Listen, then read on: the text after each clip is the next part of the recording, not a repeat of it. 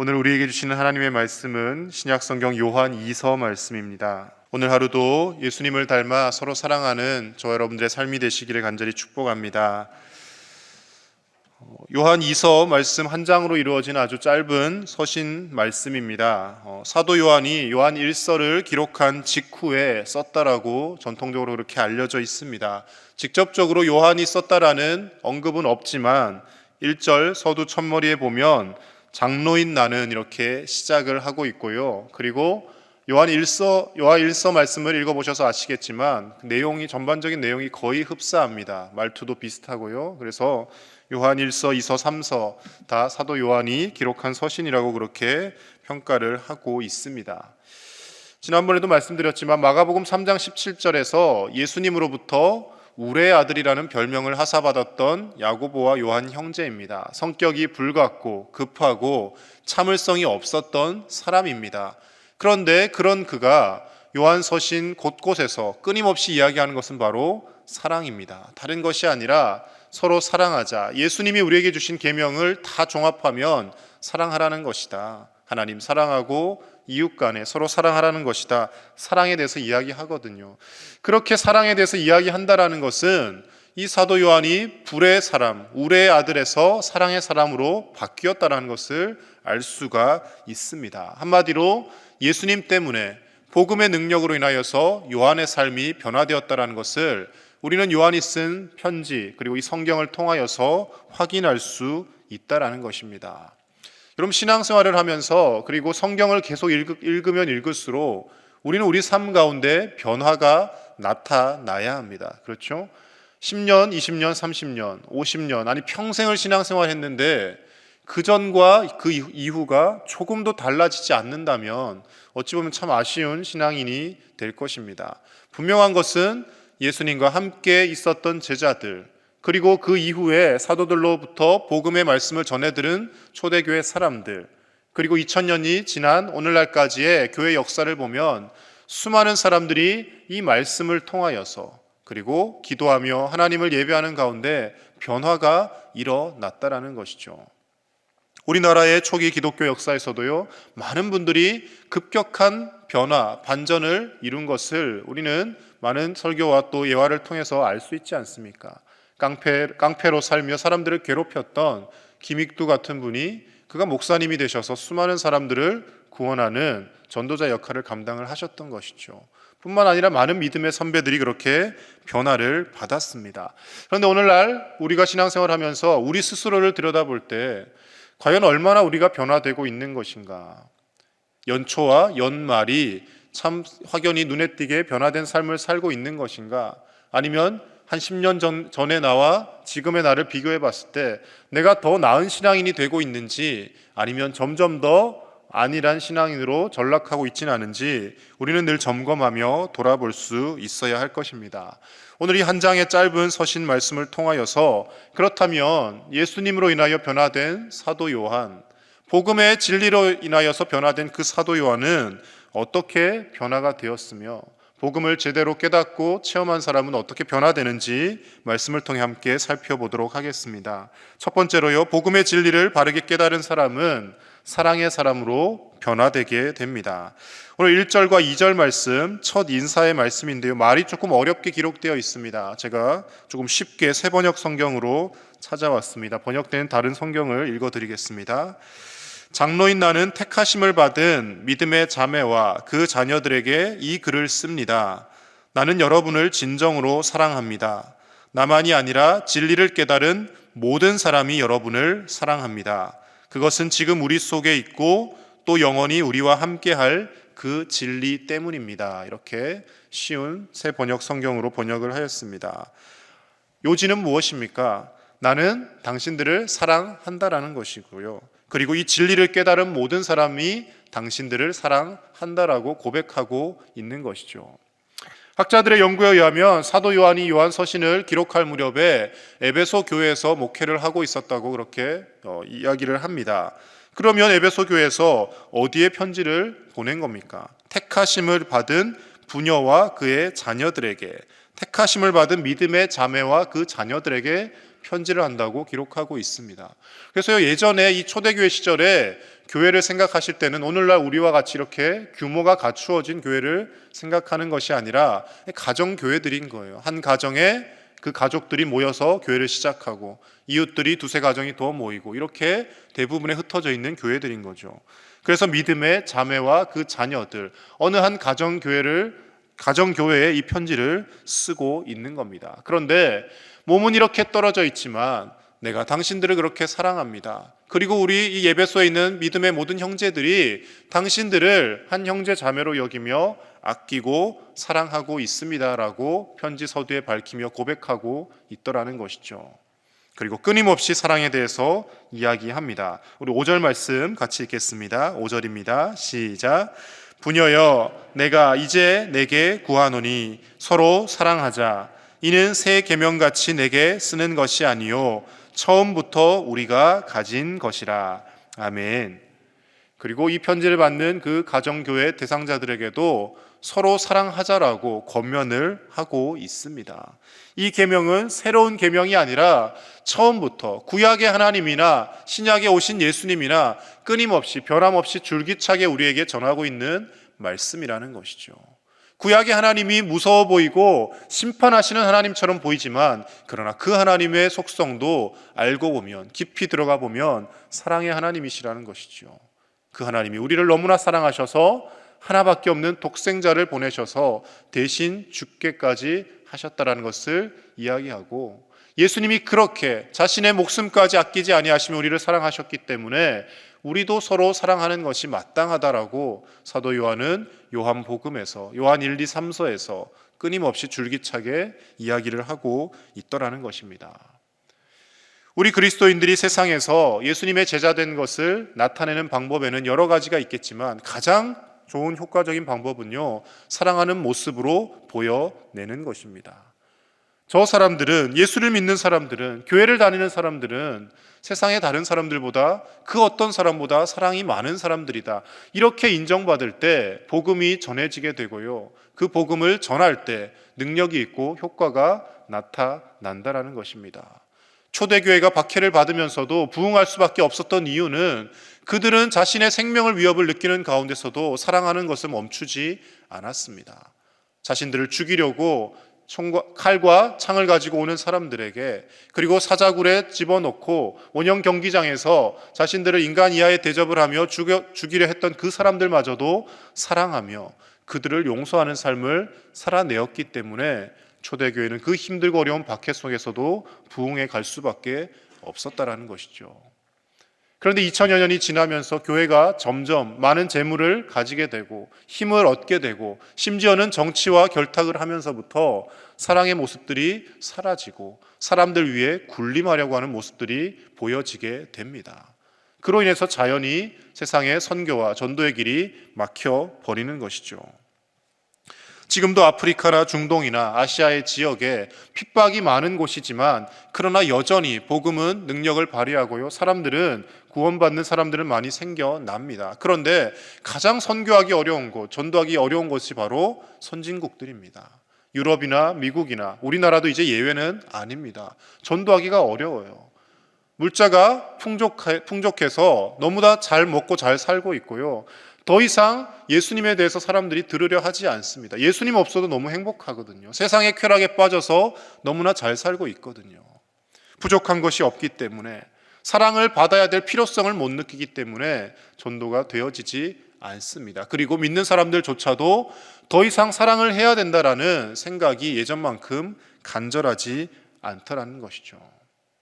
여러분 한번 극단적으로 생각을 해보십시오. 길을 가다가 나를 이유 없이 학대하고 비난하고 심지어 나를 때리는 사람 용서할 수 있겠습니까?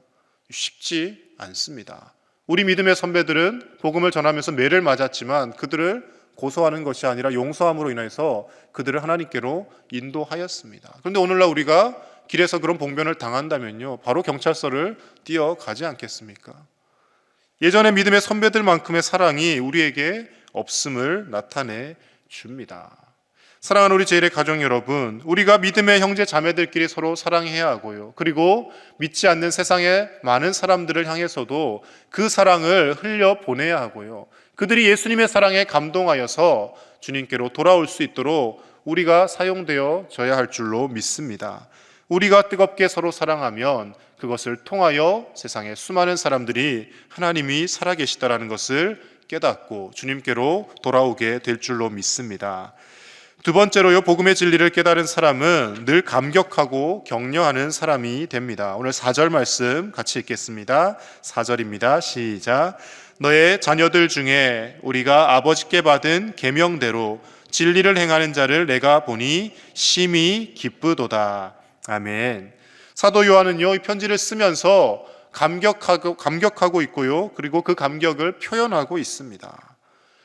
당신네 교회 가정교회지만 사람들이, 가족들이 하나님께로부터 받은 계명, 예수님께로부터 받은 그 계명대로 진리를 행하며 어렵고 힘든 핍박 속에서도 사랑하며 사는 모습을 내가 보고 전해 듣고 심히 기쁩니다. 너무 기뻐서 어떻게 할 수가 없습니다라고 그들을 격려하고 칭찬하고 있더라는 것입니다. 서두에서 밝힌 바와 같이 사도 요한은 스스로를 장로라고 밝히고 있습니다. 이 장로라는 의미에 대해서 몇 가지가 있는데요, 서신에서 계속해서 장로라고 표현하는 것은요, 이제 이미 나이가 많이 든 원로의 대열에 합류하였고, 그리고 교회에 촉망받는 지도자라는 이런 뜻을 갖고 있습니다. 오늘날에도 교회들에 많은 장로님들이 계시고 또 중직자들이 있습니다. 그들이 해야 될 가장 큰 역할은 바로 성도들을 끊임없이 격려하고 축복하는 일입니다. 그 일들을 하기 위해서 목사도, 장로도, 권사도, 집사도 다 세움을 받는 것이죠. 첫 번째 목적은 성도들을 축복하고 격려하고 권면하는 겁니다. 그로 인해서 복음을 전달하고 선포하는 것이죠. 많은 사람들이 남을 칭찬하는 것에 날이 갈수록 인색해져가는 경향을 보입니다. 나를 칭찬해주면 되게 다 좋아하죠. 그리고 기뻐하고 칭찬을 더 받고 싶어 합니다. 그런데 다른 사람에 대해서는 뭐 당연한 거 아니야? 뭐 그 정도 가지고 칭찬을 해? 이렇게 반응을 할 때가 많습니다. 교회에서도 그렇고요, 가정에서도 그렇고, 아이들이 다니는 학교에서도 그렇고, 점점 칭찬에 목말라 하는 사람들이 많이 있습니다. 그 칭찬과 격려가 사라지다 보면 이제 그게 심해지면 가정에 여러 가지 아픔과 어려움들도 생겨난다라는 것을 많은 상담사나 또 많은 의사들을 통해서 우리가 전해 듣기도 합니다. 잘했으면 잘했다라고 칭찬할 수 있어야 되고요, 기쁘면 기쁘다라고 표현할 수 있어야 되고, 좋으면 좋다라고 감격할 수 있어야 됩니다. 사람이 자기 감정에 솔직하게 살아가면 정신적으로 고통받거나 병들 확률이 적다라고 합니다. 많은 경우에 정신적 질환을 앓고 또 마음속 깊이 병을 키우는 것은 자신의 감정에 솔직하지 못하고 계속해서 그것을 억누르고 감추려 하거나 드러내지 않기 때문에 수많은 부작용들이 생긴다고 하는 것이죠. 가정에서 이런 칭찬을 듣지 못하고 교회에서 이런 칭찬을 듣지 못하면 사람들이 자꾸 다른 곳으로 눈을 돌리게 됩니다. 멀쩡하게 신앙생활을 잘하다가 가끔씩 이단에 빠져서 어떤 분들이 이단교회로 갔다라는 소문을 들을 때면 참 가슴이 아플 때가 있습니다. 근데 여러분, 이유 없이 아무런 조건 없이 그들이 이단으로 가지는 않습니다. 내가 정말 힘들고 어렵고 아픈 상황인데 함께 믿음 생활을 하는 성도들은 나를 위로해 주지 못했는데 그런 연약한 틈을 비집고 이단들이 들어오더라는 것이죠. 접근을 해서 사랑을 베푸는 척합니다. 잘해줍니다. 그리고 옆에서 도와주는 것 같습니다. 처음에는 그렇게 접근을 하죠. 그런데 나중에 이제 깊이 들어가면 이제 진리 아닌 다른 것을 전하는 곳이 이단인 것이죠.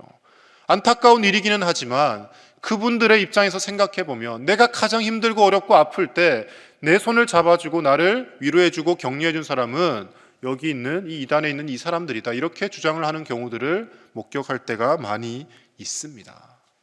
우리는 더 사람들을 격려하고 함께 신앙생활하는 믿음의 공동체에서 서로를 향하여 감격하며 기뻐하며 신앙생활을 해야 할 줄로 믿습니다. 집에서도 마찬가지죠. 많은 남자들이, 저도 뭐 예외는 아닙니다, 맛있으면 맛있다라고 표현을 해야 되는데요, 이렇게 음식을 삼시세끼를 차려주어도 잘 표현을 하지 않습니다. 전에 어떤 장로님께 그런 말씀을 들은 적이 있습니다. 꼭 그걸 말로 표현해야 됩니까? 라고 다 그냥 아는 거 아닙니까? 알지만 참 오늘 음식을 잘했네요 라고 아내에게 한번 칭찬해 주는 것이 중요합니다. 남편이 밖에 나가서 열심히 일을 해서 가정을 위해 일하고 월급을 받아오는 것이 당연한 것 같지만 오늘도 수고하셨네요 라고 한마디 하는 것이 중요합니다. 이렇게 표현하고 감격하는 것이 복음으로 은혜로 변화된 그리스도인의 참된 모습이더라는 것이죠. 사도 요한은 그런 사람으로 바뀌어졌습니다. 불을 내려서 이 사마리아 땅을 쓸어버리게 할까요? 그렇게 말했던 요한이 오늘날 내가 당신들을 보니 너무 기쁘고 감사합니다라고 감사의 언어로 사람이 바뀌어졌다라는 것입니다. 사랑하는 우리 제1의 가족 여러분, 내가 만나는 모든 사람에게 감사를 표현할 줄 알고 예수님의 은혜 가운데 감격하며 서로 기뻐하며 서로 함께 찬송하며 살아갈 수 있는 저와 여러분들의 삶이 되실 수 있기를 간절히 축복합니다. 마지막 세 번째로요, 복음의 진리를 깨달은 사람은 함께 모여 교제하는 것에 힘을 쓰게 됩니다. 오늘 12절 말씀 마지막으로 같이 읽겠습니다. 시작. 내가 너희에게 쓸 것이 많으나 종이와 먹으로 쓰기를 원하지 아니하고 오히려 너희에게 가서 대면하여 말하려 하니 이는 너희 기쁨을 충만하게 하려 함이라. 아멘. 사도 요한이 편지의 끝부분에 이렇게 이야기합니다. 내가 할 말이 많다. 그러나 종이와 먹으로 쓰기를 원하지 않는다. 계속해서 편지만 보낼 것이 아니라 기회만 되면 내가 가서 직접 만나서 당신들과 얼굴을 맞대고 이야기를 하고 싶고 함께 믿음의 선한 교제를 나누고 싶다라고 이야기하는 겁니다. 교회 공동체는요, 할 수만 있으면 모이기를 힘써야 하고 모여서 함께 예배하고 함께 교제해야 됩니다. 물론 오늘날 많은 시대가 많이 변하였고 또 모이지 않아도 예배할 수 있고 여러 가지 사역들을 감당할 수 있는 시대가 되었습니다. 그러나 2000년 전이나 지금이나 앞으로 더 과학기술과 문명이 발달한다 할지라도 교회라는 곳은 모이기에 힘써야 합니다. 사도 요한이 고백하는 것과 같이 수많은 믿음의 선배들이 고백하는 것과 같이 모이지 않으면 할 수 없는 사역들이 교회에는 분명히 존재합니다. 신학자들이 정리한 교회의 기능 5가지 측면이 있습니다. 헬라어로는 케리그마, 레이투르기아, 코이노니아, 디아코니아, 디다케 이렇게 표현하는데요. 풀어서 표현을 하면 케리그마라는 것은 말씀과 복음을 선포하는 것을 의미합니다. 교회의 첫 번째 기능, 복음 선포입니다. 근데 이 복음 선포는 오늘날 온라인으로 영상으로 메시지가 얼마든지 선포가 가능합니다. 유튜브만 들어가도 수많은 목사님들의 설교를 들을 수가 있죠. 두 번째 목적, 레이투르기아, 예배입니다. 예배도 오늘날 영상으로 온라인으로 드릴 수 있습니다. 근데 세 번째가 모이지 않으면 할 수가 없습니다. 코이노니아, 친교입니다. 친교라는 것은요, 온라인상으로 이렇게 대화를 주고받고 문자는 할 수 있죠. 그러나 참된 교제와 그 사랑의 친교가 일어날 수가 없습니다. 교회의 세 번째 기능, 이 친교의 기능이 모이지 않으면 일어날 수가 없다라는 것이죠. 그리고 네 번째도 마찬가지입니다. 디아코니아, 봉사도 모이지 않고 화상으로 간접적으로 봉사를 어떻게 할 수 없습니다. 물론 사람을 상담을 해주거나 어떤 이야기를 들어주거나 정신적인 그런 봉사는 할 수 있죠.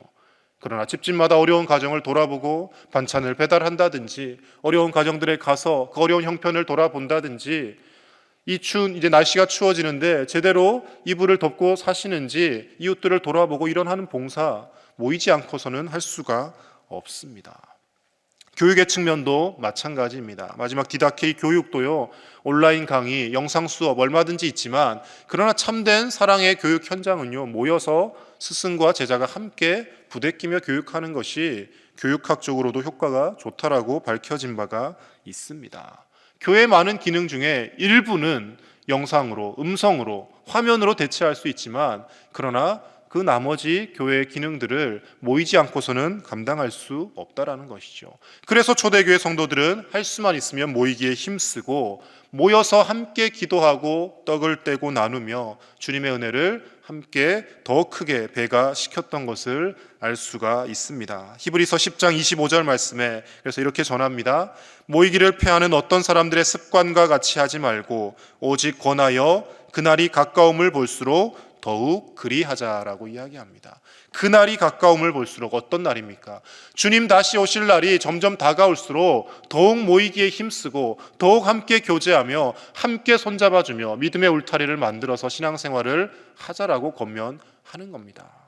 시간이 지나갈수록 주님 다시 오실 날은 점점 가까워지고 있는 것이죠. 그래서요, 우리가 물론 이 코로나로 인하여서 잠시 주춤하기는 했지만 다시금 모이기를 힘써야 하고 하나님 앞에 함께 나와 예배하고 교제하고 함께 봉사하고 교회로서의 기능적 측면들을 감당해 나갈 수 있어야 될 줄로 믿습니다. 오늘 사도 요한과 같이 복음의 진리를 제대로 깨달아서 예수님의 사랑을 제대로 알아서 우리도 사랑의 사람으로 변화되고 남을 칭찬하고 격려하고 그리고 함께 모여 교제하며 함께 거룩한 사랑의 공동체를 만들어가는 저와 여러분들의 삶이 되실 수 있기를 간절히 축복합니다. 이 시간 함께 기도하겠습니다. 함께 기도하실 때 복음의 진리 가운데 우리가 사랑의 사람으로 변화되게 해달라고 기도하겠습니다. 다른 사람을 깎아내리고 험담하는 입술이 아니라 격려하고 남을 높이는 사람, 때로는 내 생각과 조금 다른 생각을 가진 사람이라 할지라도, 때로는 좀 주책맞아 보이는 사람이라 할지라도 그 사람을 있는 그대로 받아들여주고 이해하고 높여줄 수 있는 넓은 마음과 그릇을 가진 우리가 되게 해달라고 함께 기도하시고요, 날이 갈수록 모이기에 힘쓰고 참된 사랑의 교제가 넘치는 우리 제일교회가 되게 해달라고 기도하겠습니다. 계속해서 준비 중에 있는 성령의 새바람 전교인 기도회를 위해 기도해 주시고 내일 있을 주일 예배를 위해 그리고 우리 수험생과 취업을 준비하는 자녀들을 위해서 함께 기도하겠습니다. 하나님 아버지, 오늘도 이 귀한 새벽 우리를 하나님의 거룩한 전으로 불러주심에 감사를 드립니다. 예수 그리스도로 인하여 구원받은 우리가 사도 요한과 같이 사랑의 사람으로 변화되어져 가게 하여 주시옵소서. 우리의 불같은 성미와 여러 가지 성숙하지 못했던 모든 성격들이 주님의 복음의 빛 가운데서 변화되게 하시고 남을 사랑하며 높이며 격려하며 칭찬하며 어떤 사람이라도 수용하고 품어내줄 수 있는 넓은 마음을 가진 사람이 되게 하여 주시옵소서. 하나님, 코로나로 인하여서 제대로 모이지 못하고 교제하지 못하고 아버지 하나님 또 봉사를 감당하지 못할 때가 많았습니다. 하나님, 다시 모이기에 힘쓰게 하여 주시옵소서. 아버지 하나님, 이제 다시금 예배 자리로 나오게 하시고 함께 모여 예배하고 함께 하나님의 말씀을 나누고 함께 세상을 향하여 주님의 사랑을 전하는 아버지 거룩한 교회 공동체로서의 역할을 감당케 하여 주시옵소서. 우리를 부르신 것은 우리 한 몸 구원받게 하고자 함이 아니라 수많은 사람들에게 주님의 복음과 사랑을 전하게 하고자 우리를 먼저 택하셔서 은혜 가운데 부르신 줄로 믿습니다. 택함받은 자녀라는 자부심을 가지되 그러나 거기에 안주해 있는 것이 아니라 하나님의 사랑을, 예수 그리스도의 사랑을 끊임없이 전하고 나누며 또 감격하며 살게 하여 주시옵소서. 성령의 새바람 전교인 기도회 가운데 하나님께서 은혜를 더하여 주시고 말씀 준비하시며 선포하실 담임 목사님 강건하게 하여 주시고 아버지 하나님, 이 시간들을 통하여 더욱 기도가 불타오르고 하나님 앞에 다시금 우리의 삶을 돌아보고 주님 앞에 겸비할 수 있는 귀한 시간 되게 하여 주시옵소서. 하나님, 내일도 하나님이 주신 거룩한 안식일 복된 주일입니다. 주님 전에서 예배하며 참된 안식을 누리게 하시고 하나님과 만날 뿐만 아니라 수많은 믿음의 형제자매들과 교제하는 복된 시간들 되게 하여 주시옵소서. 입시와 취업을 준비하는 자녀 손들의 앞길을 열어주시고 평속에서 고통받는 환우들을 치료하여 주시며 아버지 하나님, 간절한 생명의 잉태를 놓고 기도하는 가정들마다 하나님, 새로운 생명이 잉태되어지는 놀라운 복과 은혜가 있게 하여 주시옵소서. 하나님 아버지, 우리를 은혜로 택하여 주시고 하나님의 거룩한 자녀 삼아 주심에 감사를 드립니다. 하나님이 우리를 부르신 것은 우리 한 몸 구원받고 마는 것이 아니라 우리를 통하여 수많은 사람들에게 예수 그리스도의 사랑이 흘러가고 그로 인하여서 많은 영혼들을, 많은 생명들을 구원케 하고자 우리를 하나님께서 먼저 택하시고 부르신 줄로 믿습니다. 하나님의 그 부르신 목적에 부합하는 삶을 살게 하시고 사도 요한과 같이 사랑의 사람으로 변화되어 살아가는 우리 모두가 되게 하여 주시옵소서. 날이 갈수록 모이기에 힘쓰게 하시고 모여서 함께 예배하며 함께 주님의 사랑을 나누고 베풀며 참된 거룩한 교회 공동체로서의 모습을 다시금 회복할 수 있도록 하나님 은혜를 더하여 주시옵소서. 성령의 새바람 전교인 기도회 가운데 하나님이 예비하신 귀한 은혜가 넘쳐나게 하시고 이 시간들을 통하여 다시금 우리의 기도 생활과 예배 생활을 돌아볼 수 있는 복된 은혜의 시간 되게 하여 주시옵소서. 말씀을 준비하실 담임 목사님 영육의 강건함으로 채워주시고 내일도 하나님 앞에 드려질 귀하고 복된 주일 예배 가운데 하나님 은혜를 더하셔서 주님 전에 나와 참된 안식을 누리는 거룩한 예배가 되어지게 하여 주옵소서. 사랑하는 우리 자녀 손들의 앞길을 열어주시고 입시와 모든 취업의 관문 가운데 주님 손 붙들고 승리하며 나아갈 수 있도록 주님 축복하여 주시옵소서. 병석에서 고통받는 환우들을 일으켜 주시고 간절히 생명의 잉태를 놓고 기도하는 가정들마다 하나님 그토록 원하는 새 생명들을 주님 허락하여 주시옵소서. 오늘 하루도 주님과 동행하며 감사와 기쁨으로 감격하며 살아가는 하루가 되게 하실 줄 믿사오며 예수님의 이름으로 기도드립니다. 아멘.